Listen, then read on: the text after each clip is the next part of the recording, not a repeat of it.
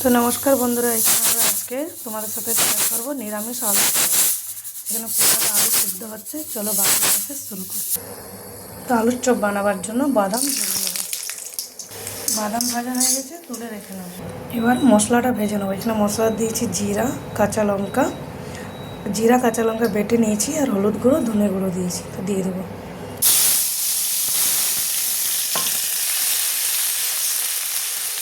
এখানে মশলা কষানো হয়ে গেছে, দিয়ে দিচ্ছি সিদ্ধ করে রাখা আলু, দিয়ে দিচ্ছি স্বাদ মতো নুন। তো এখানে আমার পুরো মশলা ভাজা কষা আলু রেডি। এখন এটা ঠান্ডা করে নেব। যে বাদামগুলো ভেজে রেখেছিলাম, বাদামগুলো ভেঙে দিয়ে দিয়েছি, ধনে পাতা দিয়ে দিয়েছি। যতক্ষণ ঠান্ডা হবে ততক্ষণ বেসনের ব্যাটারটা বানিয়ে নেব।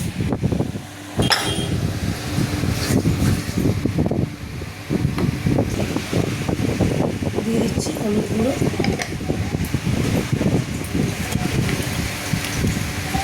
দিয়েছি স্বাদ মতো নুন, আর এখানে একটু বাটা মশলা বাঁচিয়ে রেখেছিলাম দিয়ে দিচ্ছি।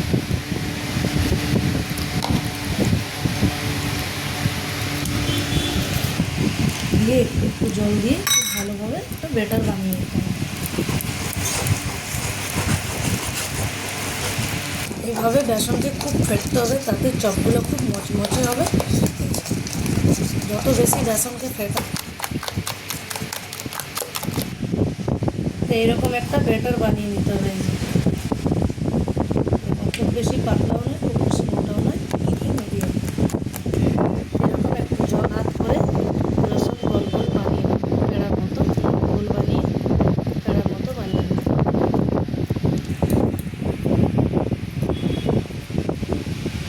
এবার বানিয়ে নিতে। এইভাবে সবগুলো বানিয়ে নিতে হবে।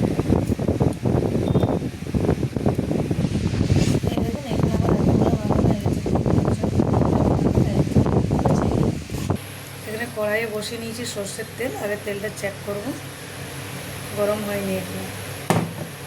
তো এইখানে আমি আরেকটু দিয়ে দেখব তেল গরম হয়েছে না। তেলটাকে ভালোভাবে গরম করে নিতে হবে, অথবা এইভাবে চেক করতে হবে যে এখন তেল পুরো ভালোভাবে গরম হয়ে গেছে। তো এই যে আলুর যে পেঁড়াগুলো মতন বানিয়ে রেখেছি, বেসন এইভাবে ডুবিয়ে ডিপ করব, এরকম করে ছেড়ে দেবো।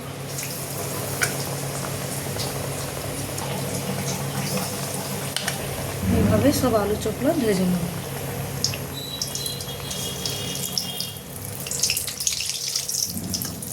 দেখুন কি সুন্দর ফুলছে। এইভাবে নিরামিষ আলু চপ বানিয়ে খেয়ে দেখবে, খুবই ভালো লাগে। দোকানের থেকেও অনেক গুণ ভালো, অনেক গুণ টেস্ট।